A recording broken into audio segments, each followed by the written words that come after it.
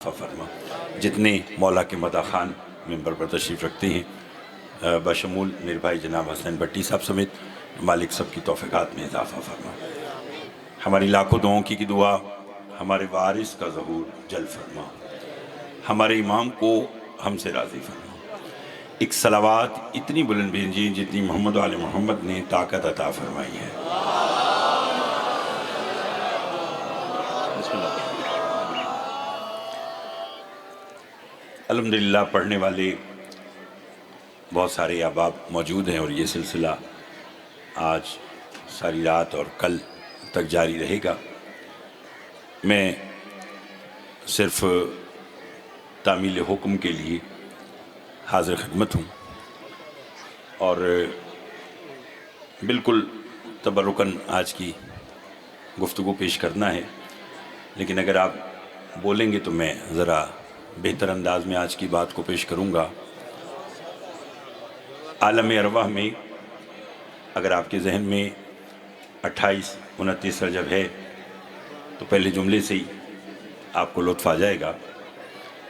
حضور، عالم ارواح میں حسین نے اللہ سے کچھ وعدے کیے،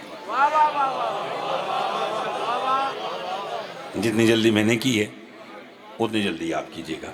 مجھے سب پڑھنے والوں کا احترام ہے اور میں اگر کہوں گا کہ 15 منٹ تو اس کا مطلب 14 منٹ ہوگا، ٹھیک ہے نا؟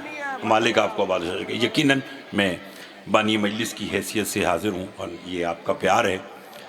حسین نے اللہ سے کچھ وعدے کیے اور پھر بدلے میں اللہ نے حسین سے کچھ وعدے کیے۔ اگر کہیں تو پہلا حسین کا کہا جملہ سناؤں۔ حسین نے کہا پروردگار میں تجھے تیرا کعبہ بچا کر دوں گا۔ بہت مہربانی، بہت شکریہ، بس جلدی کیجئے گا۔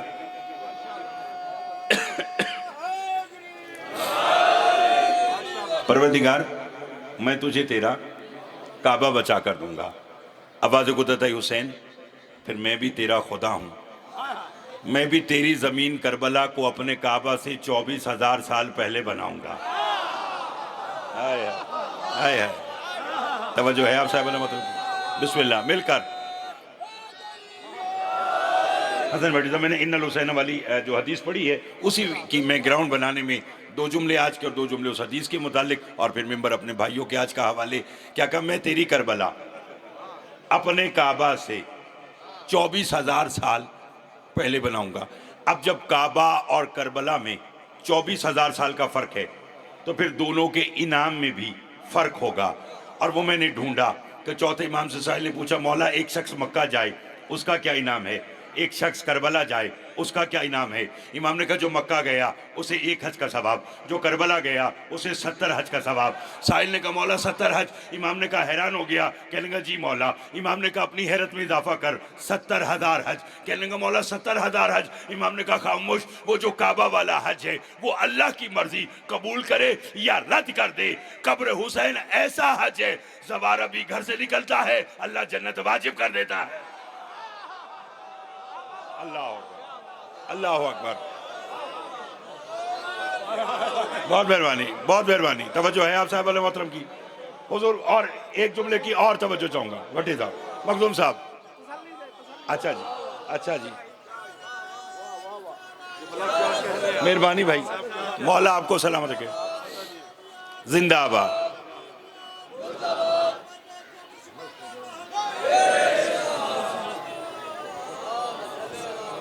لطف آیا؟ فرمایا میں تیری زمین کربلا 24,000 سال پہلے، پھر فرمایا امام نے کہ وہ کعبہ والا حج اللہ کی مرضی قبول کرے یا رد کر دے۔ قبر حسین ایسا حج ہے، زوارہ بھی گھر سے نکلتا ہے اللہ جنت واجب کر دیتا ہے۔ بٹی صاحب اگلا جملہ آپ کے لیے۔ حسین فرماتے پروردگار میں تجھے تیرا قرآن بچا کر دوں گا۔ ہائے ہائے ہائے، جاگے گا۔ ادھر ادھر کی بات نہ مجھے آتی ہے نہ میں نے کرنا ہے، جتنی دیر پڑھنا ہے ادب کے ساتھ مدحت اہل بیت اور الحمدللہ آپ سنتے ہیں، میں انشاءاللہ پڑھتا رہوں گا اور آپ انشاءاللہ سنتے رہیں گے۔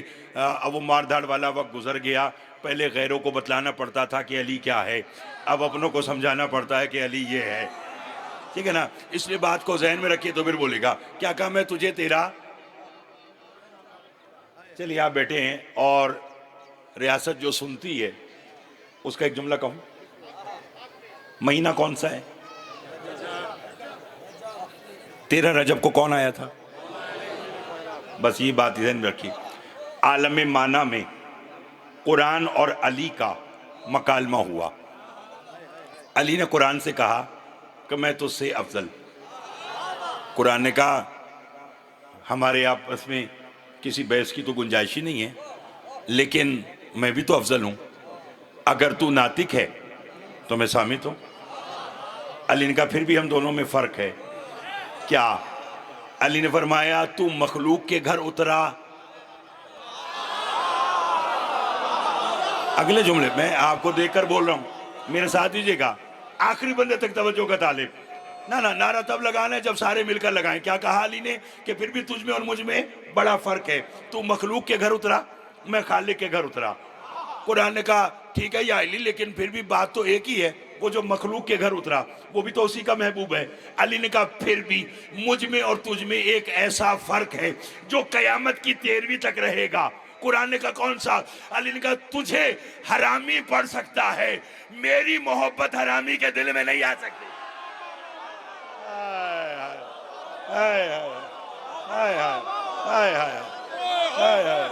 اللہ اکبر، اللہ اکبر، بہت مہربانی، مل کر ہاتھ بلند کر کے حیدری، بہت مہربانی، بہت مہربانی، آپ کی دعائیں گھبرائے ہوئے تو نہیں ہیں؟ لطف آ رہا ہے؟ بہت مہربانی۔ کیا کہا تجھے حرامی پڑھ سکتا ہے، علی کی محبت، بولیے۔ اب آپ بیٹھے ہیں تو آپ کی موجودگی میں مجھے یہ جملہ کہنا پڑے گا۔ حسن بٹی صاحب، آپ اتنے اچھے مولا کے مدح خان ہیں اور بہترین انداز میں، اور میں سمجھتا ہوں کہ ریاست کو آپ کی صورت میں ایک تحفہ ہے، پوری پاکستان پوری دنیا میں پڑھتے ہیں، مالک انہیں آباد و شاد رکھے۔ اب میں صرف آپ کی موجودگی کا فائدہ اٹھاتے ہوئے، اپنے جتنے ممبر پر اباب ذاکرین اور واعظین اور بانیان عزادار بیٹھے ہیں، ہزاروں کا اجتماع ہے اور سالانہ یہ رجبی کا پروگرام ہے اور لائیو جو ہے وہ لودھرا عزاداری والوں کے ذریعے سے، رضا کے ذریعے سے دیکھا جا رہا ہے، تو پھر سنیے، فرمایا میری محبت حرامی کے دل میں نہیں آ سکتی۔ ابن زیاد کے دربار میں نا علی کی بیٹی نے جہاں خطبہ دیا، جہاں تولا تھا وہیں تبرہ بھی تھا۔ بٹی صاحب بی بی نے نا ایک بار ابن زیاد کو دیکھا، اور مجھے خبر نہیں کہ اس جملے پر کون کتنا بولے گا، لیکن اگر آپ کو میں نہ بات سمجھا سکا تو سمجھوں گا کہ میرے آنے کا مقصد پورا نہیں ہوا، اور مجھے پورا یقین ہے کہ پوری ریاست اس جملے کو سمجھے گی۔ علی کی بیٹی نے ایک بار ابن زیاد کو دیکھا، اس کے درباریوں کو دیکھا، اور پھر بی بی نے جو جملہ کہا، میں پردے میں کہوں گا، بول سکتے تو بولیے گا۔ علی کی بیٹی فرماتے قصور تیرا نہیں ہے، قصور تیرا نہیں ہے، برسوں پہلے میرے نانا محمد نے کہا تھا یا علی تیرا بغض حرامی کی پیشانی پہ لکھا ہوتا ہے۔ نہیں سمجھے صاحبان، میں نے جو کہنا تھا وہ میں نے کہہ دیا، تیرا بغض حرامی کی پیشانی پر لکھ۔ مجمع میں ایک شخص دل ملا کر کھڑا ہو گیا، کہنے لگا اے ابو تراب کی بیٹی، جو دل آتا ہے وہ کہہ دیتی ہو، بھلا کیسے لکھا ہوتا ہے؟ بی بی نے کہا ایسے ہی تو لکھا ہوتا ہے۔ ہائے ہائے ہائے ہائے ہائے ہائے ہائے، بہت مہربانی، توجہ ہے آپ صاحب۔ مخدوم حسن صاحب، مالک آپ کی زندگی دراز فرمائے، آپ کے بچوں کی خیر ہو، بڑے مخدوم زبر سائیں کو مالک عمر خضر عطا فرمائے، یہ دھرتی یہ نگری تا ظہور امام زمان علیہ السلام اسی طرح قائم و دائم رہے۔ حسین نے کیا کہا؟ میں تجھے تیرا قرآن، بات بولی تو نہیں، بچا کر دوں گا۔ اللہ نے کہا پھر میں بھی تیرا خدا ہوں، لوگ میرا قرآن پڑھیں گے جسم کے ساتھ۔ ہائے ہائے ہائے، نانا ساتھ دیجئے گا، لوگ میرا قرآن پڑھیں گے جسم کے ساتھ، اور تو چونکہ میرا قرآن بچا کر دے گا، جسم تیرا کربلا ہوگا، سر تیرا شام ہوگا، قرآن کی تلاوت کرے گا، دنیا دیکھ کر پہچان جائے گی حافظ اور ہوتے ہیں وارث اور ہوتے ہیں۔ ہائے ہائے ہائے، بسم اللہ، بہت مہربانی بھئی، یہ جتنا آج پڑھا ہے اتنا ہی اور آج کا پڑھنا ہے. ان الحسین، اس حسین نے جو وہاں پر وعدے کیے نبھانے کے لیے، حضور جب دنیا میں آئے تو رسول نے حسین کو دیکھا، فرمایا ان الحسین مصباح الہدی و سفینۃ النجات. اکثر لوگوں کے منہ سے میں سن جی جلسے کے اندر لوگ جو ہے وہ علمی باتیں نہیں سنتے، لیکن الحمدللہ آپ کا یہ پورا کا پورا علاقہ علم دوست احباب بیٹھے ہیں، ریاست پڑھے لکھے احباب، چونکہ آل محمد کا ماننے والا ان پڑھ تو ہو سکتا ہے. توجہ ہے آپ صاحب محترم کی؟ توجہ ہے. اور انہیں ماننے کے لیے بصارت کی نہیں بصیرت کی ضرورت ہوتی ہے. ہائے ہائے ہائے. فرمایا میرا بیٹا حسین ہدایت کا چراغ ہے اور نجات کی کشتی ہے. اسی پر میں نے بات کرنی ہے. حسین کون ہے؟ ہدایت کا، بولو، اور نجات کی کشتی. مخدوم صاحب، کائنات عالم میں دو ہستیاں ہیں جنہوں نے نجات کی کشتی بنائی. کتنے؟ دو. ایک کا نام ہے نوح، ایک کا نام ہے حسین. اور آپ نہ بولے تو کون بولے گا؟ دونوں کی نجات کی کشتی کا پہلا فرق یہ ہے، نوح کی کشتی 6 ماہ چلی اور رک گئی، حسین کی نجات کی کشتی آج بھی چل رہی ہے. ہائے ہائے ہائے. نتیجہ لیجئے گا آج کا، حسین کی نجات کی کشتی بولیے گا بھائی آج بھی چل رہی ہے.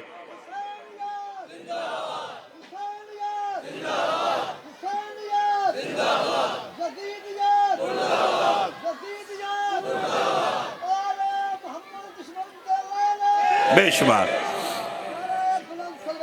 اللہم صلی علی محمد و آل محمد. توجہ ہے. نوح کی نجات کی کشتی 6 ماہ چلی رک گئی، اور حسین کی نجات کی کشتی بولو آج بھی چل رہی ہے، مثل مجلس اعزا چل رہی ہے. چونکہ میں نے آپ سے پہلے کہا ہے کہ ماشاءاللہ تمام ذاکرین، علماء، خطبہ بسم اللہ تشریف رکھتے ہیں، اور یہ سب کا سائیں سے پیار ہے کہ ہر کوئی مجھ سمیت یہاں بانی مجلس کی حیثیت سے حاضر ہے. اس لیے دامن وقت کو بھی مدروس خاطر رکھتے ہوئے ہر ایک کو اپنے اپنے وقت پر انشاءاللہ پڑھنا چاہیے. بس جملہ سنیے حسین اور نوح کی نجات کی کشتی کا جو سب سے بڑا فرق ہے. نوح نے نجات کی کشتی بنائی، اعلان کیا جسے نجات چاہیے وہ آ جائے. اب جسے نجات چاہیے تھی وہ آ گیا، چاہے وہ انسان ہے، چاہے وہ گدھا ہے، چاہے وہ شیطان ہے، چاہے وہ حیوان ہے، کوئی ہے جسے نجات چاہیے تھی وہ آ گیا. میں جلدی اس لیے کر رہا ہوں کہ اپنے گھر میں پڑھ رہا ہوں، اور میں چاہتا ہوں کہ باقی بھی اب آپ اپنے اپنے وقت میں آج کا پڑھتے رہیں. نوح کی اور حسین کی نجات کی کشتی کا مخدوم حسن صاحب، قیامت کی 13ویں تک جو سب سے بڑا فرق ہے وہ یہ ہے کہ نوح کی کشتی میں جو جیسا بیٹھا وہ ویسا ہی اترا. اگر آپ کے ہاتھ نیچے رہ گئے تو مجھے دکھ لگے گا. نوح کی نجات کی کشتی میں جو جیسا بیٹھا وہ ویسا ہی اترا. انسان بیٹھا انسان اترا، شیطان بیٹھا شیطان اترا، حیوان بیٹھا حیوان اترا. مگر حسین کی نجات کی کشتی کے کیا کہنے، بیٹھا گناہگار اترا علیہ السلام. ہائے ہائے ہائے ہائے ہائے ہائے ہائے.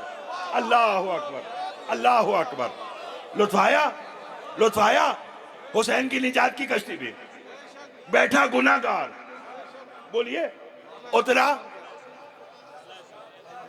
آپ کو بھی بتانا پڑے گا کہ کون ہے وہ، کون ہے. دیکھیے حر. ایک اور فرق بتاؤں نوح اور حسین کی نجات کی کشتی کا. نوح کی کشتی میں جنت مانگنے والے بیٹھے، حسین کی کشتی میں جنت بانٹنے والے بیٹھے. ہائے ہائے ہائے ہائے ہائے ہائے. اللہ اکبر اللہ اکبر. بہت شکریہ. بیٹھا گناہگار اترا، بولیے کون؟ حر. اور عقیدے کی معراج ہو جائے گی اگر آج کا میں نے جملہ سنا دیا. اس نے بھی کمال کر دیا. حسین صاحب حسین کے قدموں پہ ہاتھ رکھ کر حر نے کہا مولا کیا اللہ نے مجھے معاف کر دیا؟ نہیں نہیں، اپنے گھر میں پڑھ رہا ہوں. یہ میں جلدی کر رہا ہوں، مخدوم صاحب کی طرف سے تو ہے کہ میں گھنٹہ پڑھوں 1.5 گھنٹہ پڑھوں، یہ میرے اوپر ہے ڈیپینڈ، لیکن میں خود سے کم پڑھنا چاہتا ہوں آج کا، لیکن کا وقت میں آج کی زیادہ باتیں کرنا چاہتا ہوں، لیکن اگر بات نہ سمجھائی تو جب تک نہ سمجھائی تو آگے جا ہی نہیں سکتا۔ حسین کے پاس آ کر قدموں پہ ہاتھ رکھ کر حور نے کیا کہا؟ کیا اللہ نے مجھے معاف کر دیا؟ جواب بتاؤں حسین کا؟ فرمایا نعم، ہاں اللہ تجھے معاف کرتا ہے۔ تھک گئے آپ، پیچھے رہ گئے، پیچھے رہ گئے، پیچھے رہ گئے۔ کیا کہا اس نے کہ کیا اللہ نے مجھے معاف کر دیا؟ حسین نے کہا نعم اللہ تجھے معاف کرتا ہے، اللہ نے تجھے معاف کر دیا۔ حسین نے یہ نہیں کہا کہ رک مجھے مصلی بچھانے دے، رک مجھے نماز پڑھ کے دعا مانگ کے معلوم کرنے دے کہ اس نے تجھے معاف کیا یا نہیں۔ حسین نے کہا نہیں، میرا توحید سے رشتہ ایسا ہے، اگر میں نے کہہ دیا ہاں تو اس نے بھی کہہ دیا ہاں۔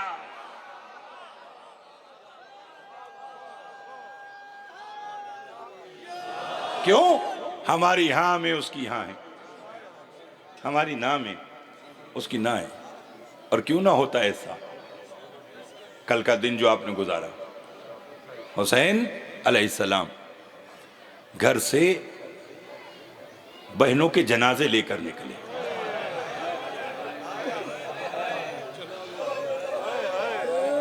اللہ اکبر، صرف حاصل مجلس 2 آنسو ہیں، مگر نہ حسین صاحب بہترین انداز میں مسائل پڑھنے والے ہیں، فضائل تو پڑھتے ہی پڑھتے، آپ کو سنائیں گے، لیکن میں اپنی جانب سے آج کی مجلس کو مکمل کرنے کے لیے، وگرنہ یہ دین خدا ہم تک پہنچانا تھا، ورنہ علی کی بیٹیاں اور بازار،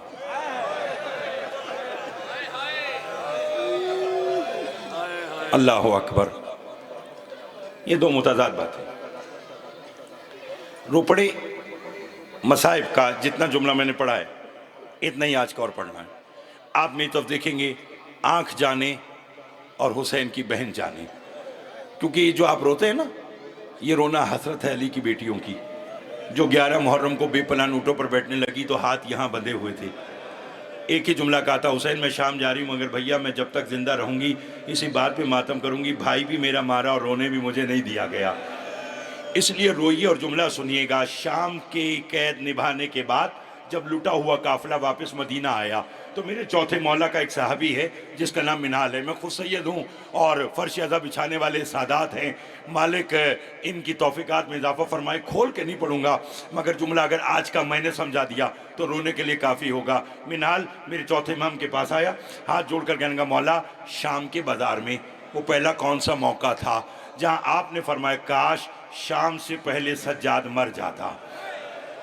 روتے آئیے گا۔ امام نے کہا منال ایسے تو کئی موقع آئے، کہنے گا مولا کوئی ایک موقع بتلائے گا؟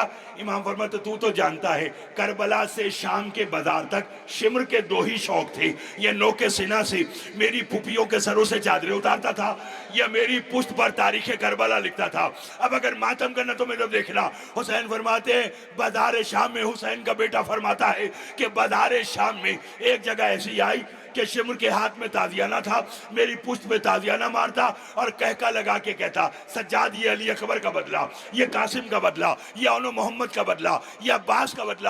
امام فرماتے ہیں اس منظر کو میری 4 سالہ بہن سکینہ دیکھ رہی تھی جو آگے بڑھی اور رو کے کہنے لگی شمر بس کر، صبح سے میرے بھائی کو مار رہا ہے اور کتنا مارے گا؟ یا میرا امام زاروں کی طرح رونے لگا۔ منال نے کہا امام اب کیوں روتے ہیں؟ کہا روتا اس لیے ہوں اس وقت شمر نے مجھے تو چھوڑ دیا مگر جو ظلم مجھ پہ کر رہا تھا وہ میری بہن پہ کرنا شروع کیا۔ کہا کافی دیر جب سکینہ پہ ظلم کر چکا میری بہن نے رو کر کہا بھیا سجاد شمر سے کہے اگر مارنا ہے میری پشت پہ مارے میرے رخسار پہ نہ مارے۔ یہ وہ جگہ ہے جہاں بابا بوسے لے کے کہتا تھا آ سکینہ حسین کے گلے لگ